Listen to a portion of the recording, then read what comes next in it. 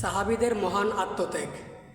যে সাহাবী রসুল করিম সাল্লাল্লাহু আলাইহি ওয়াসাল্লামের মাথা থেকে লোহা উঠাতে গিয়ে দাঁত ভেঙেছিলেন, তিনি হলেন হযরত আবু উবাদা ইবনুল জাররাহ রাদিয়াল্লাহু তাআলা আনহু।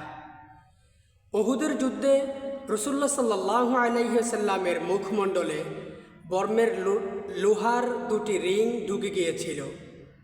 তখন সাহাবী হযরত আবু উবাদা ইবনুল জাররাহ রাদিয়াল্লাহু তাআলা আনহু অত্যন্ত সতর্কতার সাথে দাঁত দিয়ে সেই লোহার রিংগুলো টেনে বের করেন, যাতে রাসূলুল্লাহ সাল্লাল্লাহু আলাইহি ওয়াসাল্লামের বেশি কষ্ট না হয়।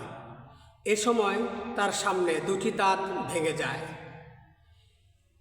এই সম্বন্ধে নবী সাল্লাল্লাহু আলাইহি ওয়াসাল্লাম বলেন, হযরত আবু উবাদা ইবনুল জাররাহ রাদিয়াল্লাহু তাআলা আনহু বলেন, রাসূলুল্লাহ সাল্লাল্লাহু আলাইহি ওয়াসাল্লামের মুখমণ্ডলের বর্মের লোহার দুটি রিং ঢুকে গিয়েছিল, আমি সেগুলো দাঁত দিয়ে টেনে বের করলাম, এতে আমার সামনের দুটি দাঁত ভেঙে যায়। রাসূলুল্লাহ সাল্লাল্লাহু আলাইহি ওয়াসাল্লাম বলেছিলেন, তোমার জন্য জান্নাত ওয়াজিব হয়ে গেল। সুবহানাল্লাহ।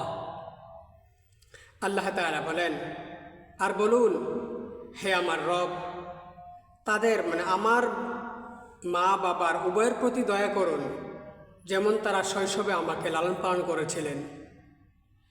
এই ঘটনা থেকে আমরা যা শিখতে পারি, সাহাবীদের রাসূলুল্লাহ সাল্লাল্লাহু আলাইহি সাল্লামের প্রতি অকৃত্রিম ভালোবাসা ও আনুগত্য।